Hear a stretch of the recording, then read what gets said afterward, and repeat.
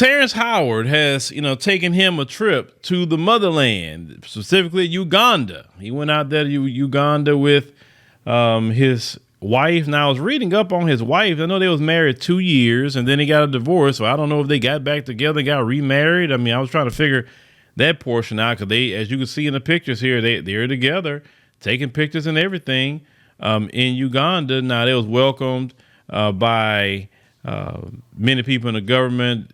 The Minister of Agriculture, Animal Industry, and Fisheries welcomed him, in. That's the picture with the taken with the brother. There's, other pictures of, Terrence Howard just enjoying himself. But as you can see, some people, was talking about Terrence Howard's wife. I didn't even know, his wife was Asian. I didn't even know whatsoever.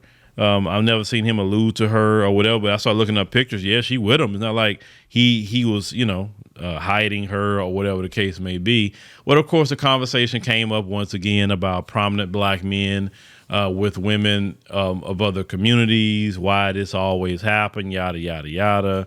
And I always say nobody never really want to ask the black men themselves. They never want to quantify why. They never want to get, they automatically go with the, the Umar thing that either somebody's raccooning, they hate themselves, and I can tell you most of those men do not hate themselves. They don't even hate their mothers. That's not really the case may be. Some of the case may be they was a certain kind of way. They wasn't the stereotypical Pookie and Ray Ray in their 20s.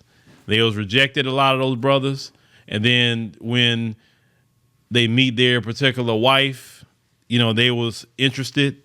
They thought that what they presented and brought to the table was something that was worthy of marriage, etc. And they got with them, and married them. Versus in our community, the epiphany start happening within maybe the early to mid 30s. The epiphany start happening, and then that's when they want to start looking for, the decent brothers, the straight laced brothers, the more educated brothers.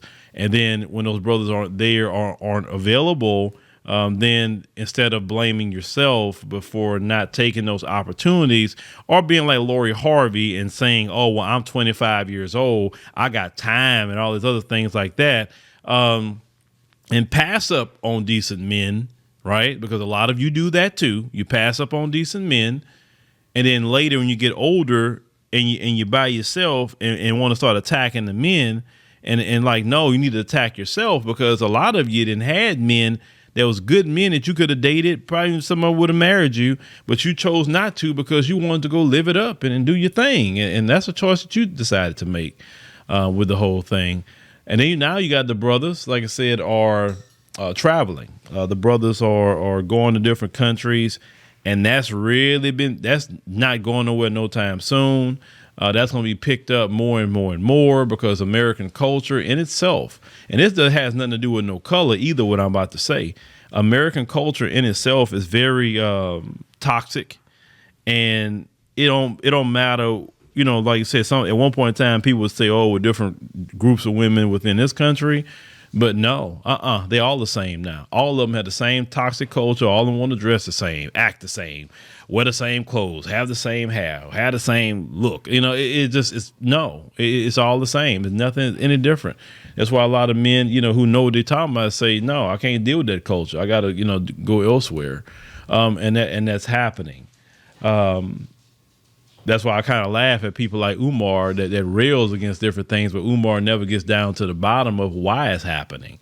It's always a shaming tactic. It's always an attack. And, maybe somebody should, quantify that and figure out why, that way you can learn why. And I guarantee you it's not on they hate nobody deal. I don't believe that whatsoever. But, Terrence is out there living his best life. You know what I'm saying? They said he wanted to take it in. Now, I saw some Africans on Twitter talking about, well, a lot of them come visit the countries, but they don't want to post all the pictures and this and the third. Well, it's not about, well, why would they post pictures if it's their personal vacation? It's their personal vacation. It's not for, to be selling anybody's country. I mean, else you have a Ministry of Tourism for. I mean, the Ministry of Tourism is supposed to be investing into selling the country, trying to get people to come, trying to get touring, and that way the tourists will take a lot of pictures. I don't think he should be taking a picture of everywhere he's going because, they got some people that say, hey, it's Terrence Howard. Shoot, we won't get at him. Maybe we can get some money out of him, store him, whatever. So, yeah, that's a safety mechanism that he's not snapping pictures, everywhere he's going. But, I like to see him out there, in Uganda, and I hope he try to find out how he can invest in some of them gold mines out there. That's what I would be doing if I was Terrence Howard. Say, look, I heard y'all found $12 trillion of gold. How can I get down on some of this investment? That's what he should be doing. And who to say he's not going to do that? But anyway, y'all let me know what y'all think about, brother Terrence out here, in Uganda, with his wife, enjoying a good time.